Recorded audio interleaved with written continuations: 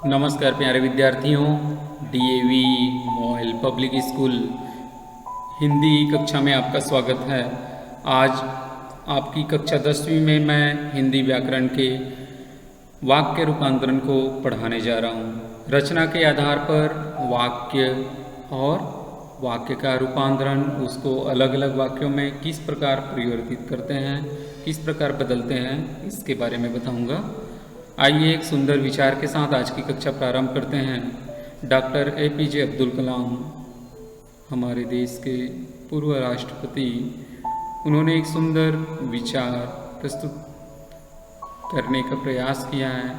उन्हीं विचारों को आप सबको बताना चाहूँगा कि युवाओं को मेरा संदेश है कि अलग तरीके से सोचें, कुछ नया करने का प्रयत्न करें, अपना रास्ता खुद बनाएं और असंभव को हासिल करें। इस प्रकार से नए ज्ञान के साथ, नए खोज के साथ अपना रास्ता स्वयं बनाते हुए असंभव कार्य को संभव में बदलने का एक सुंदर विचार हमारे पूर्व राष्ट्रपति डॉक्टर एपीजे अब्दुल कलाम ने हम सभी को दिए हैं और इन्हीं को ग्रहण करके हम नया सोचकर नया सीखने का प्रयास करेंगे। इन्हीं विचारों के साथ आइए हम प्रारंभ करते हैं आज की कक्षा वाक्य रूपांतरण। व्याकरण में वाक्य दो या दो से अधिक शब्दों के जो सार्थक समूह होते हैं उनको वाक्य कहते हैं, जिनका एक निश्चित अर्थ होता है, उचित पदक्रम के साथ प्रयोग किए जाते हैं। वाक्य के दो अंग है, उद्देश्य और विधेय। वाक्य में जिसके बारे में कुछ कहा जाता है उसे उद्देश्य कहते हैं। जो करता होता है, करने वाला होता है, वह उद्देश्य होता है। जैसे लड़के खेल रहे हैं, उदाहरण में देखते हैं। इस वाक्य में लड़के के बारे में बताया गया है और खेलने का कार्य भी वे ही कर रहे हैं, इसलिए यहाँ पर उद्देश्य कौन हुआ? लड़के। विधेय, वाक्य में उद्देश्य या कर्ता के बारे में जो कहा जा रहा है, जो कर्ता के बारे में कहते हैं, वह विधेय कहलाता है। उद्देश्य क्या हुआ? उद्देश्य तो जिसके बारे में कुछ कह रहे हैं, मगर विधेय में करने वाले के बारे में कह रहे हैं। वाक्य में क्रिया जो होती है वह विधेय होती है। जैसे लड़के खेल रहे हैं तो इस वाक्य में कर्ता लड़के के बारे में बताया है और खेलना विधेय के बारे में बताया है। दूसरे उदाहरण में देखते हैं, धोनी ने शतक पूरा किया, तब यह ध्वनि करता हुआ और पूरा करना, शतक पूरा करना विधेय हुआ। अखबार पढ़ रहे हैं, बच्चे अखबार पढ़ रहे हैं, तो यहाँ पर अखबार पढ़ना ये विधेय हुआ और बच्चों ने गृह कार्य कर लिया, तो बच्चे यहाँ पर उद्देश्य हुए और गृह कार्य करना विधेय। बंदर पेड़ पर कूद रहा है, तो बंदर उद्देश्य है और कूद रहा है, ये विधेय हुआ। रचना के आधार पर वाक्य तीन प्रकार के होते हैं, सरल वाक्य, संयुक्त वाक्य और मिश्र वाक्य। सरल वाक्य, जिस वाक्य में एक ही विधेय होता है उसे सरल वाक्य या साधारण वाक्य कहते हैं। इन वाक्यों में एक ही क्रिया होती है सरल वाक्यों में। जैसे मुकेश पढ़ता है तो मुकेश एक ही यहाँ पर विधेय है, करता है। राकेश ने भोजन किया, राकेश विधेय है और भोजन करना एक क्रिया है, पढ़ना एक क्रिया है। इस प्रकार से इसमें एक कर्ता और एक क्रिया होती है। संयुक्त वाक्य, जिन वाक्यों में दो या दो से अधिक सरल वाक्य समुच्चय बोधक अवयवों से जुड़े होते हैं उन्हें संयुक्त वाक्य कहते हैं। जैसे दो उपवाक्य यहाँ पे होते हैं जो एक दूसरे के पूरक होते हैं। वह सुबह गया और शाम को लौट आया। एक वाक्य सुबह जाना और शाम को लौट आना, दूसरा इसके लिए और शब्द या शब्द इनका प्रयोग करते हैं जोड़ने के लिए।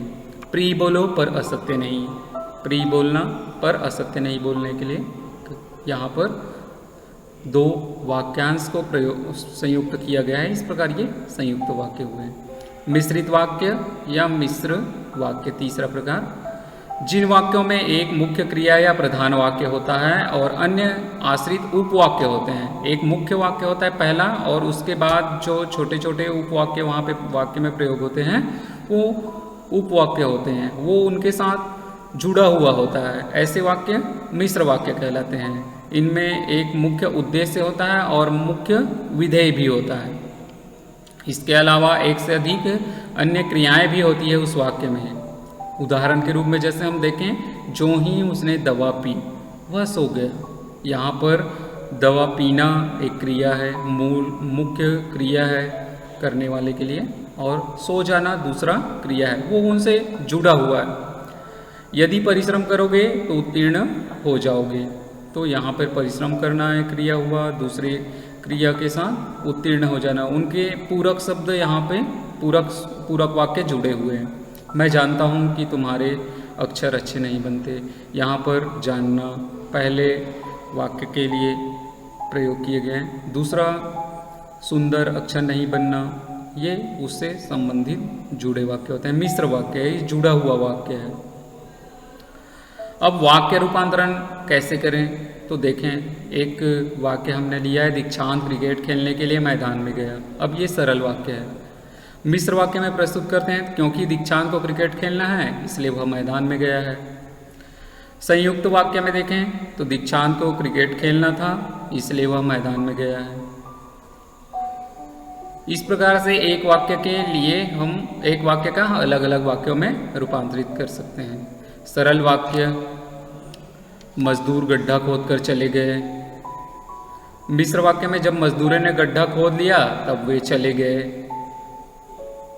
दो क्रिया हो गया यहाँ पर, मजदूरों ने गड्ढा खोदा और वे चले गए, और शब्द का प्रयोग करते हुए दोनों वाक्यों को हमने संयुक्त किया, जोड़ दिया। अन्य उदाहरण के माध्यम से समझते हैं बच्चों। सरल वाक्य में जैसे देखिए, तुम्हारे बाहर जाते ही वह सो गया। अब इसको मिश्रित रूप में करेंगे तो जैसे ही तुम बाहर गए वह सो गया। फिर संयुक्त रूप में परिवर्तित करने पर तुम बाहर गए और वह सो गया। इस प्रकार से ये तीनों वाक्यों में हम वाक्य परिवर्तित कर सकते हैं। सरल वाक्य में जैसे अन्य उदाहरण देखिए, बीमार होने के कारण नीलिमा स्कूल नहीं गई। उसी को मिश्र वाक्य में नीलिमा स्कूल इसलिए नहीं गई क्योंकि वह बीमार थी। तो इस प्रकार से हम उद्देश्य और विधेय को ध्यान में रखकर, वाक्य और उपवाक्यों को ध्यान में रखकर हम तीनों वाक्यों में सरल वाक्य, मिश्र वाक्य और संयुक्त वाक्य में परिवर्तित करते हैं। जैसे नीलिमा बीमार थी इस कारण से इसलिए स्कूल नहीं गई। ये तीनों वाक्य में हमने परिवर्तित किया। अन्य उदाहरण के माध्यम से हम समझते हैं तो देखते हैं। सरल से संयुक्त वाक्य में रूपांतरण, हम लोग टहलने के लिए बाग में गए। हम लोगों को टहलना था इसलिए बाग में गए। कप नीचे गिरने के कारण टूट गया। संयुक्त में करेंगे तो कप नीचे गिरा और टूट गया।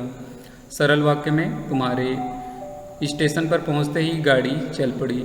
तुम स्टेशन पर पहुंचे और गाड़ी चल पड़ी।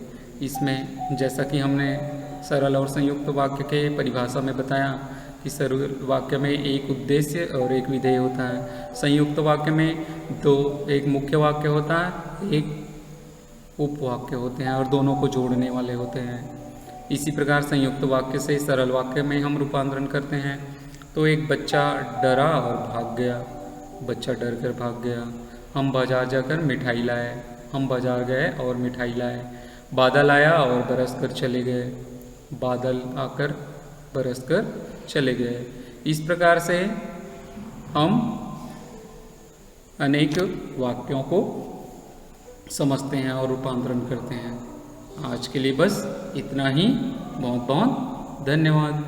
अगले वीडियो में अगले विषय के साथ पुनः मिलते हैं। तब तक आप घर में रहिए, सुरक्षित रहिए।